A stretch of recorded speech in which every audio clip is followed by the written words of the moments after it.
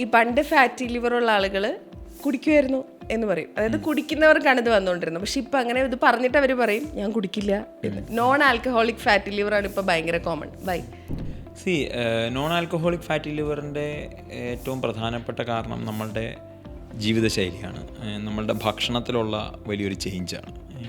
ഇപ്പോൾ നമ്മൾ 3 നേരവും അരിയാഹാരം കഴിക്കാൻ ഇഷ്ടപ്പെടുന്ന, അല്ലെങ്കിൽ അത് മാത്രം കഴിച്ചുകൊണ്ടിരിക്കുന്ന ഒരു ഭക്ഷണ കൾച്ചർ, ഫുഡ് കൾച്ചർ നമുക്കുണ്ട്. അതിനുശേഷമുള്ള ഒഴിവ് സമയങ്ങളിലെല്ലാം നമ്മൾ കഴിക്കുന്നത് ഓയിലി ആയിട്ടുള്ള സ്നാക്കുകളാണ്. ഇപ്പോൾ വൈകിട്ട് 4 മണിക്ക് 2 ബജ്ജി കഴിക്കാം, 2 ഉഴുന്നുവട കഴിക്കാം എന്നുള്ളതാണ്, 2 ഏത്തക്കപ്പം കഴിക്കാം, പരിപ്പുവട കഴിക്കാം, ഉള്ളിവട കഴിക്കാം, എന്തെങ്കിലും കഴിക്കാം. പറഞ്ഞ 3 നേരവും പിന്നെ ഇടയ്ക്കുള്ള ഇടനേരങ്ങളിലെല്ലാം നമ്മൾ കഴിക്കുന്ന ഭക്ഷണം നമുക്ക് കോൺട്രിബ്യൂട്ട് ചെയ്ത് തരുന്ന സാധനമാണ് ഈ പറഞ്ഞ നോൺ ആൽക്കഹോളിക് ഫാറ്റി ലിവർ എന്നുള്ളത്. അപ്പോൾ എന്തുകൊണ്ടാണ് എന്ന് ചോദിച്ചാൽ നമ്മുടെ പ്ലേറ്റാണ് കാരണം, നമ്മളുടെ ജീവിതശൈലിയാണ് കാരണം. അറിഞ്ഞോ അറിയാതെയോ നമ്മൾ എക്സസൈസ് ചെയ്യാറില്ല. അപ്പോൾ എക്സസൈസ് ഇല്ലാത്ത വേണ്ടാത്ത ഭക്ഷണം കഴിച്ചുകൊണ്ടിരിക്കുന്ന നമുക്ക് ഫാറ്റി ലിവർ വരണം എന്നുണ്ടെങ്കിൽ മദ്യപിക്കണം നിർബന്ധമില്ല.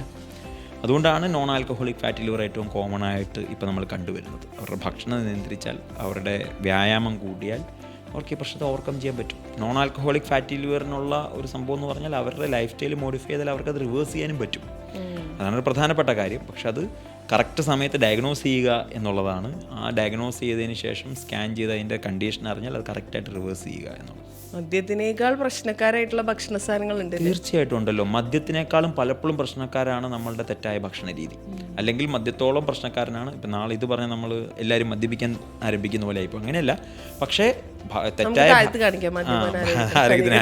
തെറ്റായ ഭക്ഷണ രീതി മദ്യപാനത്തിനെ പോലെ തന്നെ, അല്ലെങ്കിൽ ഈ പറഞ്ഞ പുകവലി പോലെ തന്നെ ഒരു ദുശീലങ്ങളെക്കാളും ദോഷകരമായ ഒരു കാര്യമാണ്.